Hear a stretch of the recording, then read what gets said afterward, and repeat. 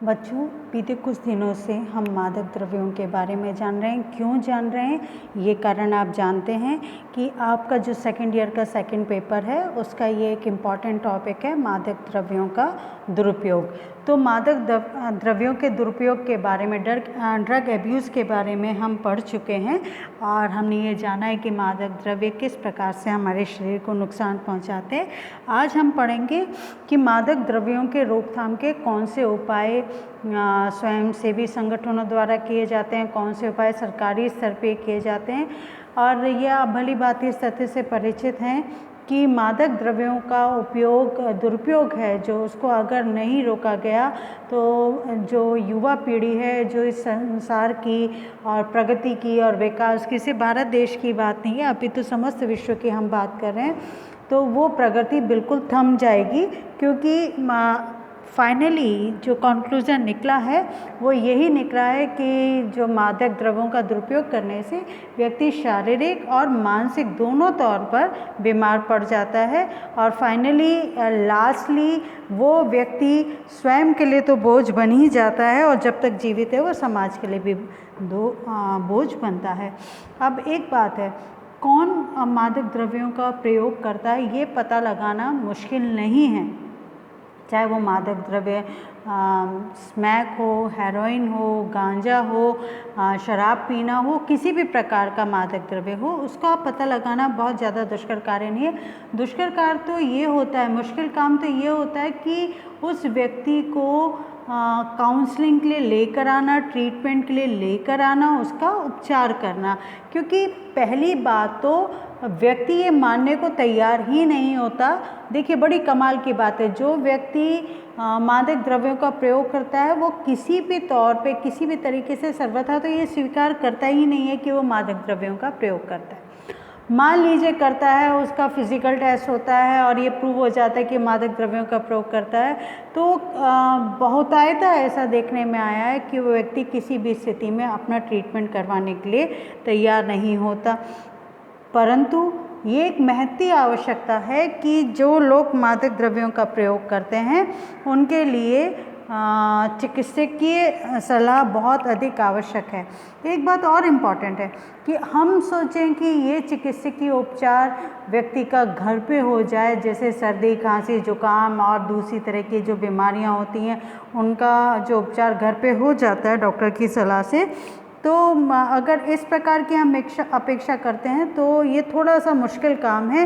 क्योंकि इसके लिए सिर्फ फिज़िकल ट्रीटमेंट की आवश्यकता नहीं होती, अपितु साइकोलॉजिकल ट्रीटमेंट, पूरा मनोवैज्ञानिक व्यक्ति का जो मनोवैज्ञानिक व्यक्ति से मिलते हैं, किन व्यक्तियों से मिलते हैं, जो मादक द्रव्यों का प्रयोग करते हैं, उनका मानसिक तौर पर भी इलाज होता है, उनकी काउंसलिंग होती है, क्या कारण है, किससे वो इस रोग की तरफ बढ़े, किन कारणों से वो इन मादक द्रव्यों के आदी बने, तमाम तरह की चर्चाएं होती हैं और फिर उनके सॉल्यूशन निकालने का प्रयास किया जाता है। तो ये तो सर्वविदित सत्य है कि एडिक्शन, कोई भी एडिक्शन हो, ये एक मानसिक रोग है और जिसका उपचार मनोचिकित्सक एवं औषधियों से ही संभव है।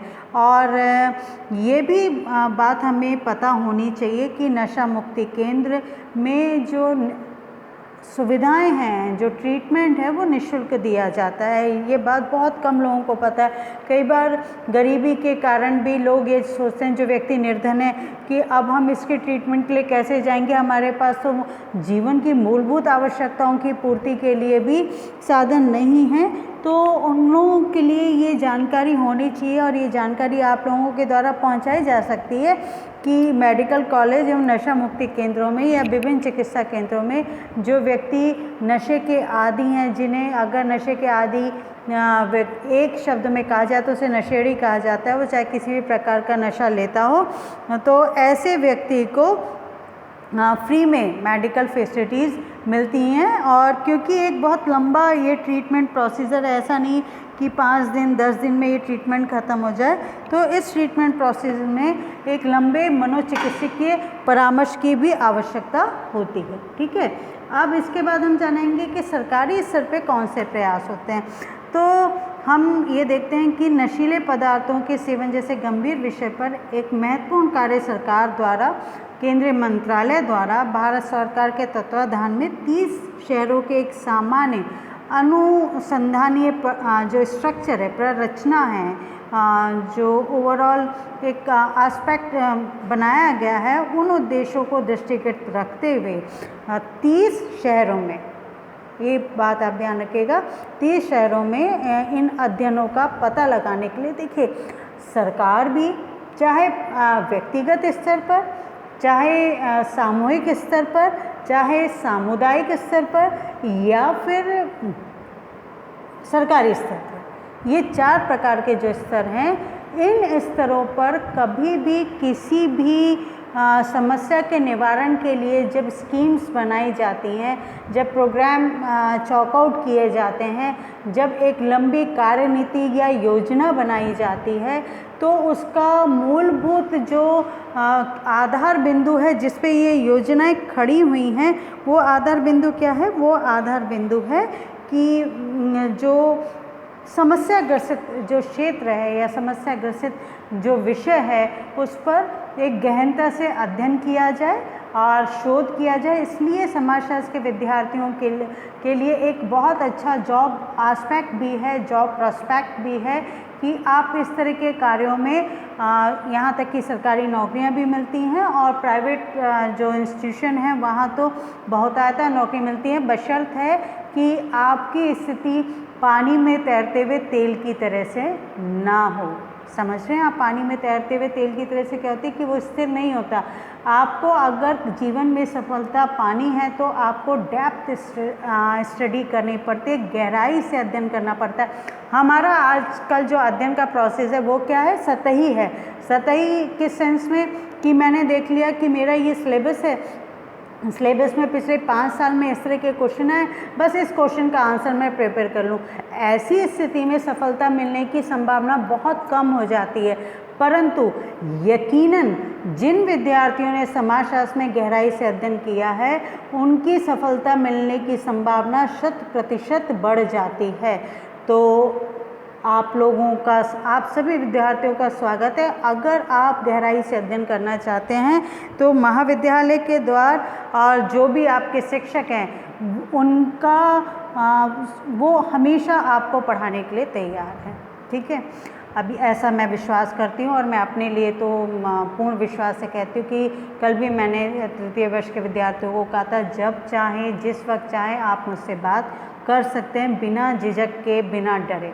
ठीक है, अब उसके बाद जो बात मैंने आपसे कही कि किसी भी समस्या के निवारण के लिए किसी भी स्तर पर कोई भी योजना जब बनाई जाती है तो उस योजना को बनाने के लिए पहले उसके मूलभूत कारणों को जानना ज़रूरी है, क्योंकि अगर हम कार्य कारण संबंधों को नहीं जानेंगे तो बहुत मुश्किल है कि हम उसके निवारणों के साधनों को जान सकें।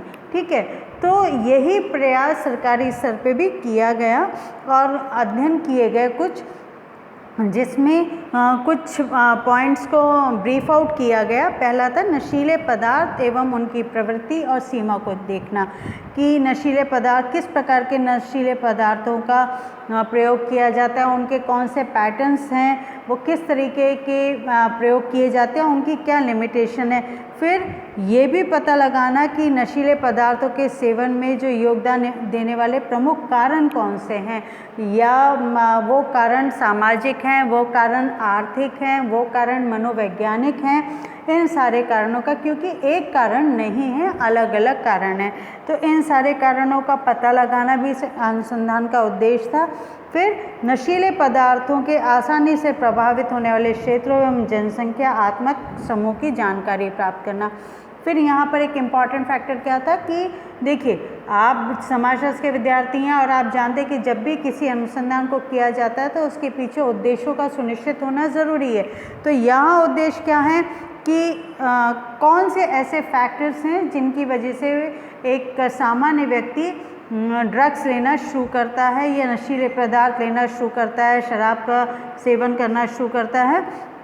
फिर ये देखना कि ऐसा कौन सा वनरेबल ग्रुप है, ऐसा कौन सा संवेदनशील समूह हैं जिस पे ये बहुत तेज़ी से प्रभाव करता है। क्या प्रभाव करता है? नशीले पदार्थों के सेवन करने की प्रवृत्ति। और फिर उसके बाद ये जानने की चेष्टा की गई कि इनकी रोकथाम के लिए क्या व्यवस्थाएं एवं सुविधाएं होनी चाहिए।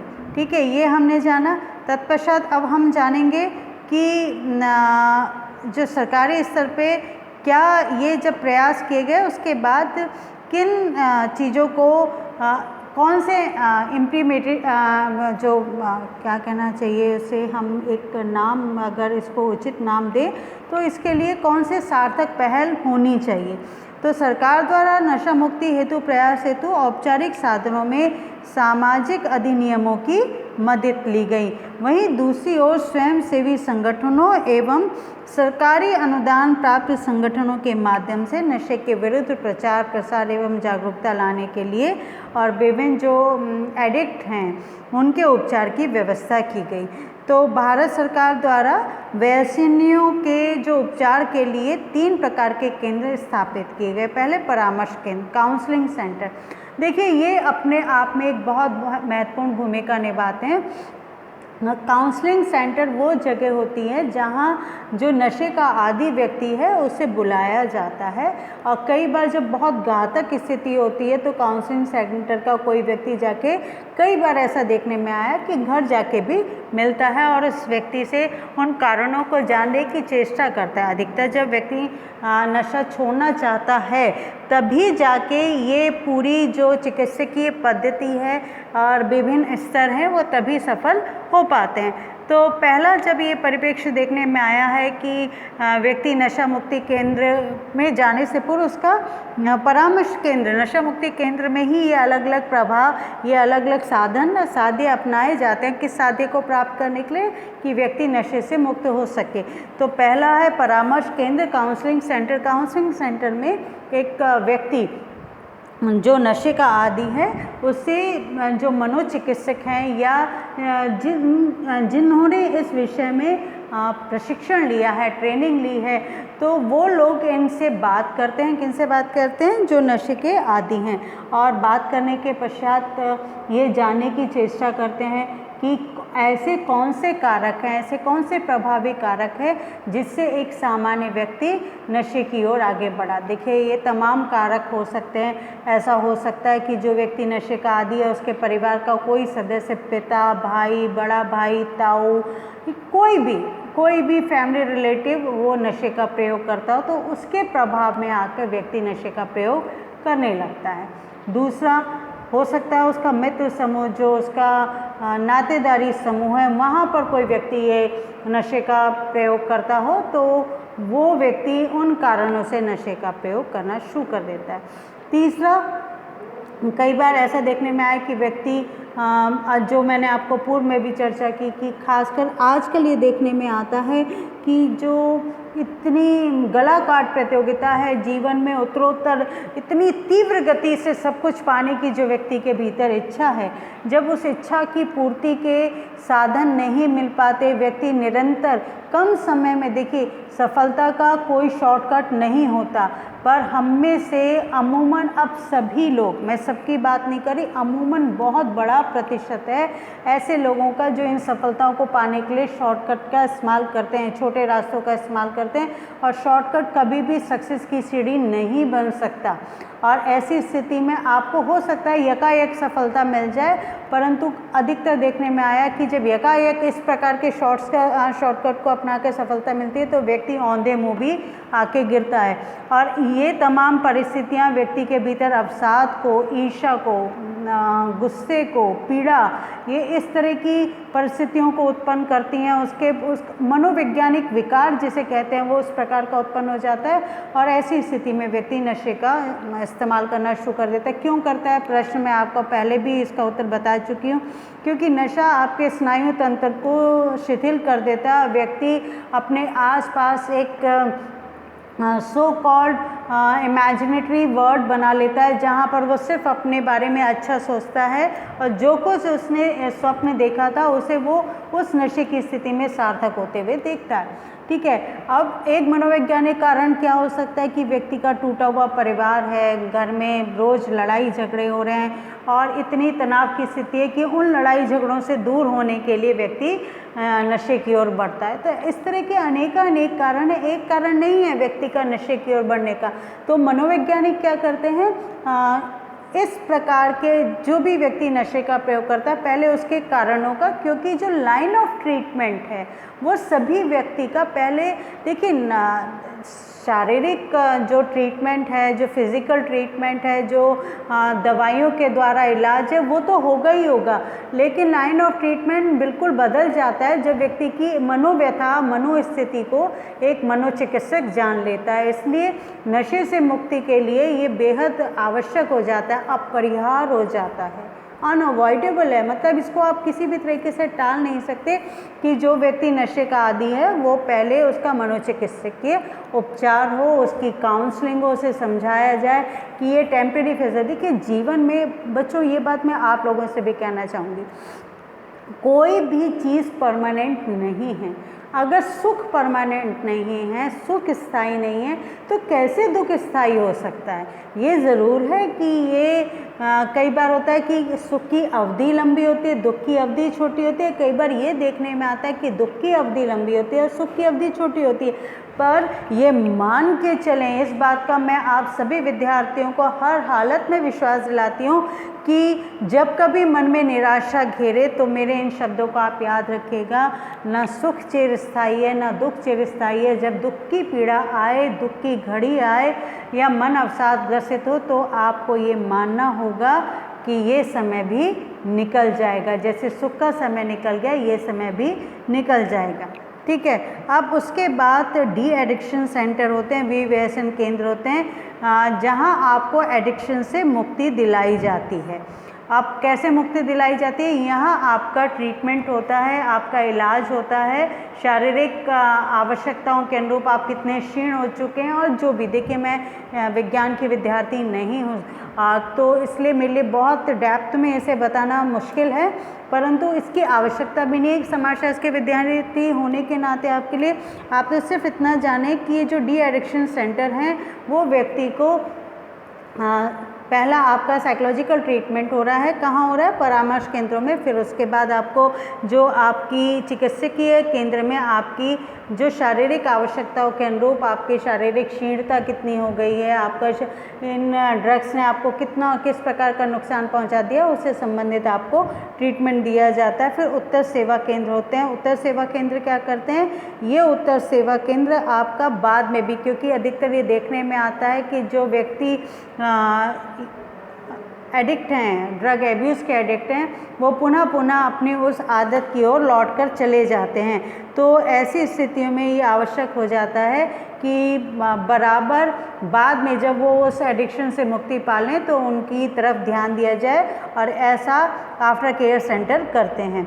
तो हमें ये भी ध्यान रखना होगा बेटा कि कल्याण मंत्रालय जो वेलफेयर जो डिपार्टमेंट है, सोशल वेलफेयर डिपार्टमेंट है, इसने 1998 में 172 परामर्श केंद्र स्थापित किए थे। कब? 1998 में। किसने स्थापित किए थे? सोशल वेलफेयर डिपार्टमेंट ने। और 111 डी एडिक्शन सेंटर स्थापित किए थे और 35 अनभिज्ञा केंद्र के रूप में स्थापित किए थे, जिन्हें 1986 में कल्याण मंत्रालय ने गैर सरकारी संस्थाओं को सौंप दिया था।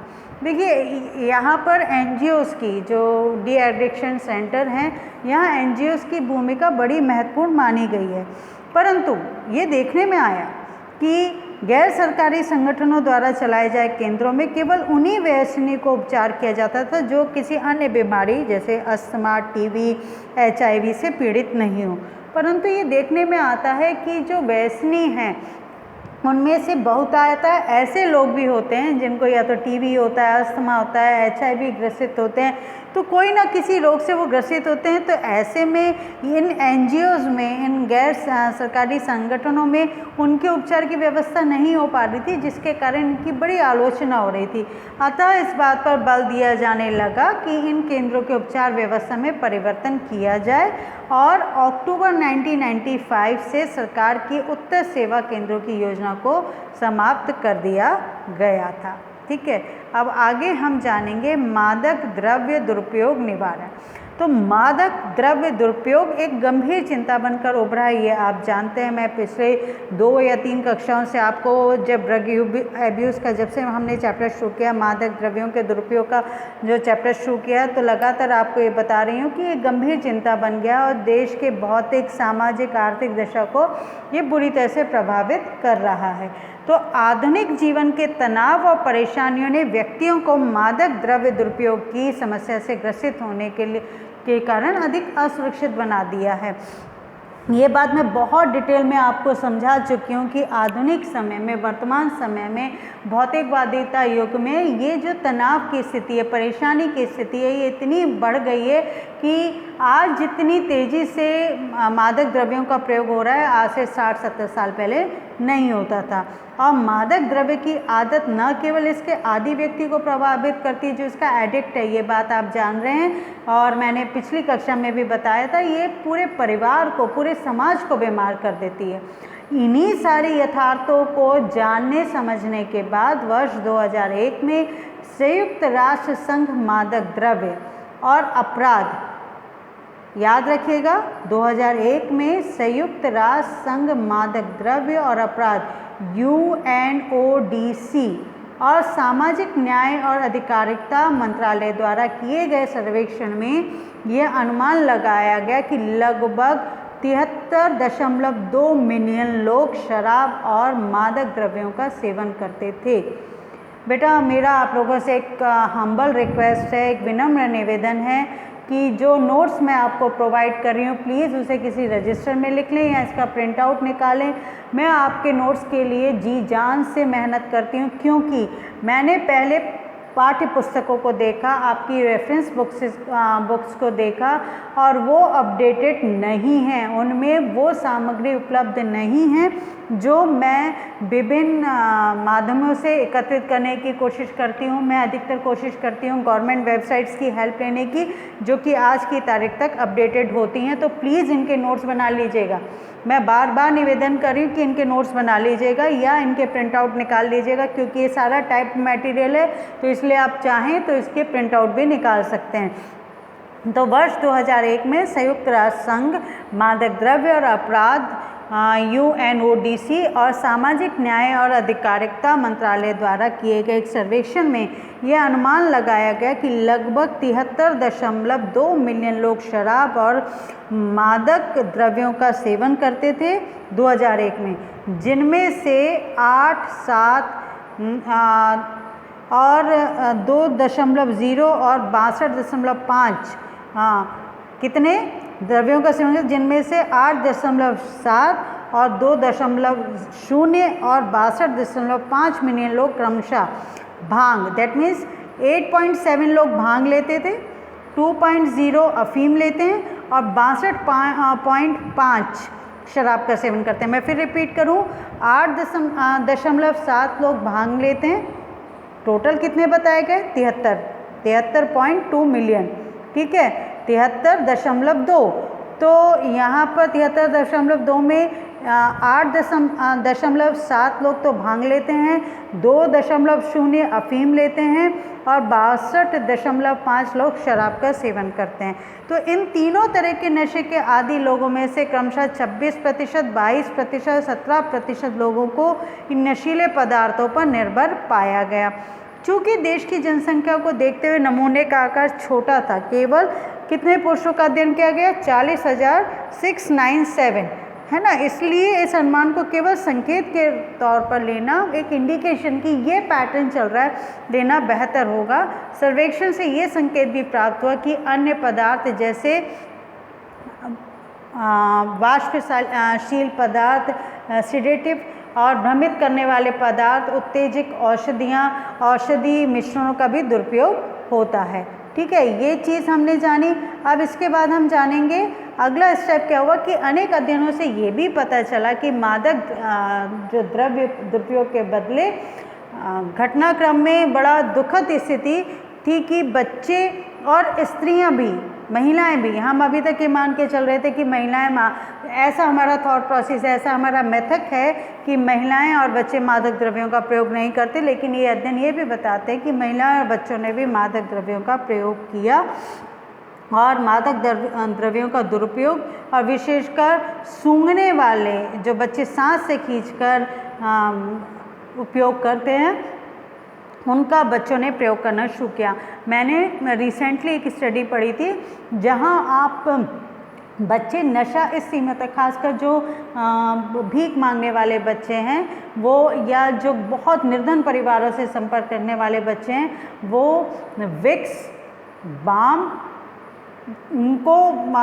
उनका इस्तेमाल करके नशा करते हैं, यहाँ तक कि वाइटनर उसको सूंघ के नशा करते हैं। तमाम तरह के ऐसे उन्होंने साधन निकाले हैं नशा करने की जो आप और मैं कल्पना भी नहीं कर सकते। तो ये मान के चलें कि ये सारे जो पदार्थ हैं व्यक्ति के जीवन को क्षीण तो करते हैं। इसके कारण 1985 में धारा 71 के अंतर्गत सरकार को नशीली दवा के आदी लोगों की पहचान, इलाज और पुनर्वास केंद्र की स्थापना करने का अधिकार प्राप्त हुआ और नोडल एजेंसी के रूप में सामाजिक न्याय और अधिकारिता मंत्रालय शराब और मादक द्रव्य दुरुपयोग निवारण स्कीम के अंतर्गत इसके आदी लोगों के लिए स्वैच्छिक संगठनों द्वारा चलाए जा रहे एकीकृत पुनर्वास केंद्र की स्थापना में उन्होंने सहायता प्रदान की। ज़्यादा जल्दी बता गई, फिर से रिपीट करूँ। 1985 में धारा 71 में सरकार ने ये महसूस किया, विभिन्न अध्ययनों के बाद उन्होंने ये महसूस किया कि जो नशेड़ी लोग हैं, जिनको मादक द्रव्यों की आदत है, ऐसे लोगों का पुनरावास होना चाहिए। रिहैबिलिटेशन सेंटर्स उनको दिए गए और उनका वापस से जीवन एक सामान्य धारा में आ सके, इसका प्रयास किया गया। और इसकी नोडल एजेंसी कौन थी? सामाजिक न्याय और अधिकारिता मंत्रालय। और इनके जो आदी हैं, एडिक्ट हैं, जो नशे के आदी हैं, उनकी आदत छुड़ाने के लिए NGOs की हेल्प लेने का प्रपोजल रखा गया। हालांकि विभिन्न लक्षित समूह के लिए विभिन्न हस्तक्षेपों के माध्यम से पर्याप्त संख्या में प्रयास किए जा रहे हैं, तथापि मादक द्रव्य दुरुपयोग के बदलते परिदृश्य में प्रभावी सेवा आपूर्ति के लिए मानव संसाधन विकास और व्यावसायिक प्रशिक्षण की आवश्यकता है। देखिए, ये सरकार द्वारा महसूस किया जा रहा है कि मादक द्रव्यों के दुरुपयोग इस कदर हो रहा है, इसलिए इसको रोकने के लिए एक ऐसे पूरा एक स्ट्रक्चर की ज़रूरत है जहां लोग ट्रेंड हों और वो एक फोर्स की तरीके से, एक दबाव समूह नहीं, फोर्स मतलब एक ताकत समूह के रूप में एक ऐसा परिदृश्य उपस्थित कर सके, एक ऐसा पूरी संरचना बना सके जहां पर जो नशे के आदी हैं उनका इलाज हो सके। तो मादक द्रव्यों के दुरुपयोग के बढ़ते खतरों और देश पर इसके प्रभाव के आलोक में जो मानव संसाधन विकास मंत्रालय ने 1998 में राष्ट्रीय मादक द्रव्य निवारण संस्था NCDAP की स्थापना कर तत्कालीन मादक द्रव्य निवारण ब्यूरो की एक व्यापक भूमि उनको सौंपी, एक नोडल एजेंसी बना ली और इस यूनिट को मादक द्रव्य निवारण की मांग में कमी करने के लिए पूरे देश में सेवाओं का विस्तृत और उन्नत कवरेज प्रदान करने के लिए अधिदेश किया गया। दैट मीन्स उनको ये इंस्ट्रक्शन दिए गए कि वो इस प्रकार के कार्य करें। तो NCDAP के माध्यम से संस्थान अपने कार्यकलापों का विस्तार करके मादक द्रव्य के मुद्दे को नियंत्रित करने के लिए कार्यनीति करने तथा सेवा आपूर्ति में गुणात्मक सुधार लाने में समर्थ हुई। ठीक है, कौन? NCDAP।